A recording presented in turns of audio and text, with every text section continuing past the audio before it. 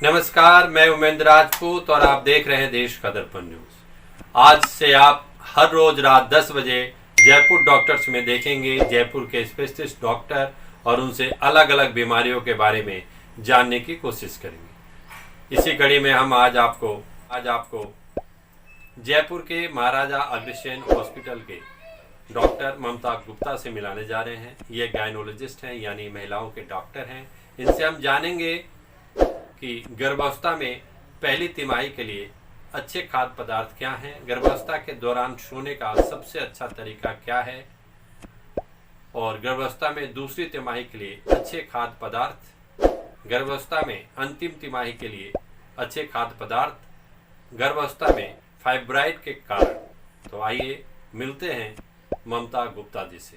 मैं डॉक्टर ममता गुप्ता महाराजा अग्रसेन हॉस्पिटल में senior consultant gynaecologist and obstetrician की तरह काम करती हूँ और मेरी इंटरेस्ट ऑफ फील्ड आईवीएफ है, जिसमें मैं खास अलग डिफ़िकल्ट केसेस को भी हैंडल करती हूँ।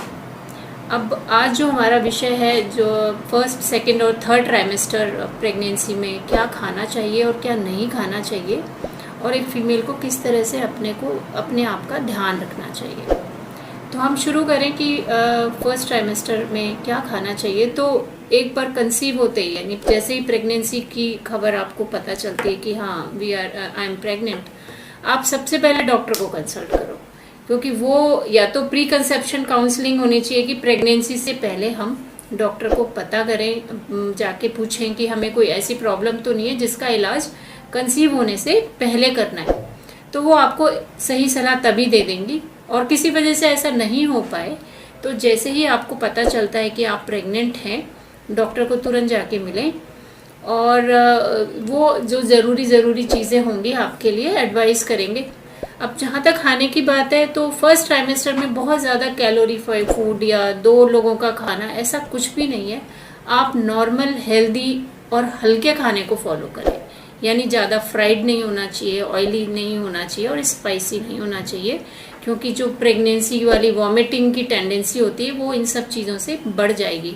तो आपको क्या करना है, हर 2 से 3 घंटे में थोड़ा थोड़ा खाना खाते रहना है और जो कि हल्का होना चाहिए, ज़्यादा स्पाइसेस नहीं होने चाहिए, केमिकल नहीं होने चाहिए, सेमी सॉलिड यानी थोड़ा सॉफ्ट डाइट होना चाहिए।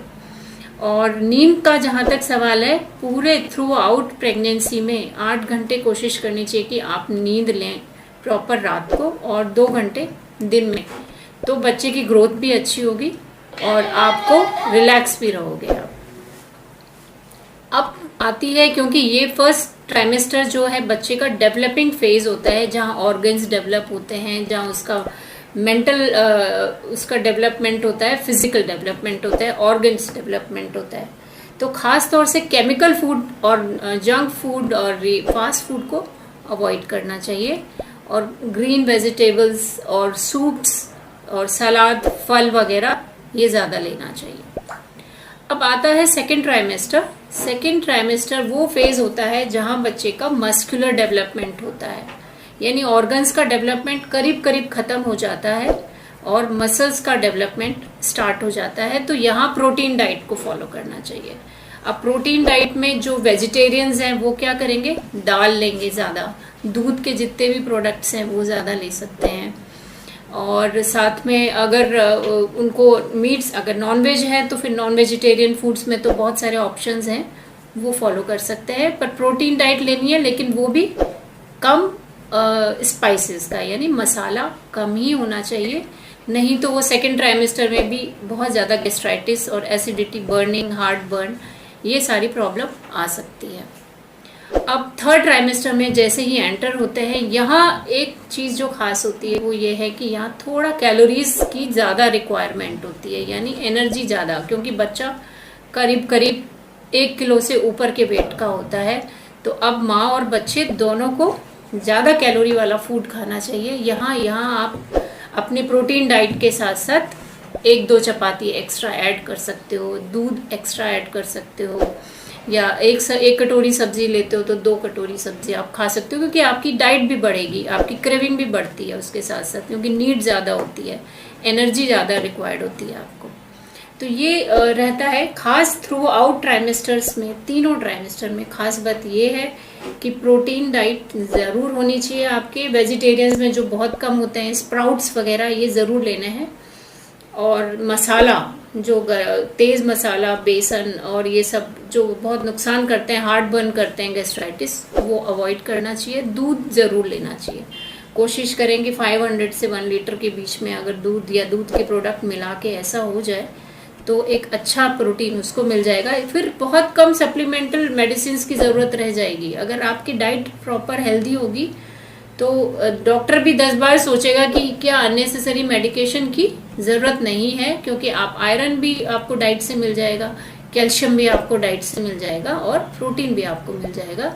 तो मेडिकेशन की ज़रूरत ही कम हो जाएगी, तो आप अपने आप से हेल्दी फील करोगे, अननेसेसरी मेडिकेशन नहीं होगा। जहाँ तक सोने का सवाल है, सेकंड ऑनवर्ड्स यानी सेकंड ट्राइमेस्टर ऑनवर्ड्स जब बच्चा बड़ा होने लगता है तो वो माँ की नसों पे थोड़ा सा वजन डालता है, उस वक्त माँ को थोड़ा सा लेफ्ट साइड में टिल्ट होके कोशिश करनी चाहिए कि सोना चाहिए, जिससे उसको फ्लो, ब्लड का जो खून का दौरा है माँ और बच्चे दोनों को बहुत प्रॉपर पहुँचे। तो ये तो कुछ खास चीज़ें हैं जो हमें प्रेगनेंसी में ध्यान रखनी चाहिए। और टाइम टू टाइम जैसे जैसे डॉक्टर एडवाइस करे वो टैबलेट्स या जो भी टीका लगने की विधि हैं वो प्रॉपर फॉलो करते रहेंगे।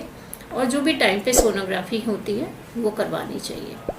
अब एक प्रश्न जो आपने पूछा वो है फाइब्रॉइड के बारे में, कि फाइब्रॉइड क्या चीज़ है और ये किसी भी औरत के शरीर में कहाँ होता है और कैसे असर करता है। तो फाइब्रॉइड बहुत कॉमन, यानी अगर हम परसेंटेज में इसको देखें तो हर 5 से 7 फीमेल में एक फीमेल में हमें छोटे से लेके बड़े किसी भी साइज का एक फाइब्रॉइड यूट्रस में यानी गर्भाशय में मिल सकता है।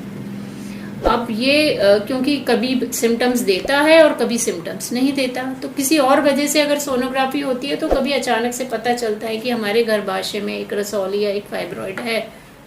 और अक्सर जो फीमेल्स आती हैं उनमें ये जो जिस तरह की प्रॉब्लम लेके आता है वो बहुत तेज़ माहवारी का होना या लंबा होना या कभी कभी दर्द करना या पेशाब में तकलीफ़ करना या पेट में दर्द या कोई गांठ का महसूस करना, या सबसे ज़्यादा अगर प्रॉब्लम देखें तो बच्चा नहीं लगना भी इसमें ये एक वजह बनता है कभी कभी। अब इसका इलाज तो ये है कि जब तक कि आपको लगता है कि कोई प्रॉब्लम नहीं, डॉक्टर वैसे तो ये डिसाइड कर ही लेगा सब जांचों से कि ये वाकई आपके शरीर को नुकसान कर रहा है या नहीं, और उस हिसाब से आपको ट्रीटमेंट एडवाइस कर देगा। लेकिन सबसे इम्पॉर्टेंट बात ये है कि आपको अपनी सफाई का ध्यान रखना है। और किन लोगों में ज़्यादा होता है, यूजुअली ये अनप्रिडिक्ट है। आप किसी भी ऐसा नहीं कह सकते कि ये इस औरत को होने की संभावना ज़्यादा है, इसको प्रिडिक्ट नहीं किया जाता। फिर भी कुछ केसेस में, कुछ % ऑफ फीमेल्स में देखा गया है कि ये फैमिलियल टेंडेंसी देखी गई है कि कुछ जेनेटिक प्रीडिस्पोजिशन रहता है इसमें, पर ऐसा श्योर नहीं है, ऐसा कोई 100% रूल नहीं है कि ये इन्हीं फीमेल्स को होगा या किसी को नहीं होगा। लेकिन इसमें घबराने वाली कोई बात नहीं है क्योंकि ये कैंसरस नहीं होते, तो इसलिए बिल्कुल घबराने की ज़रूरत नहीं है। अपने डॉक्टर को कांटेक्ट करो, मिलो, समझो प्रॉब्लम क्या है और वो आपको जो भी होगा बेस्ट एडवाइस ज़रूर दे देंगे। तो और कुछ अगर आपकी तरफ से कोई और सवाल हैं तो डेफिनेटली मैं आंसर करना चाहूँगी।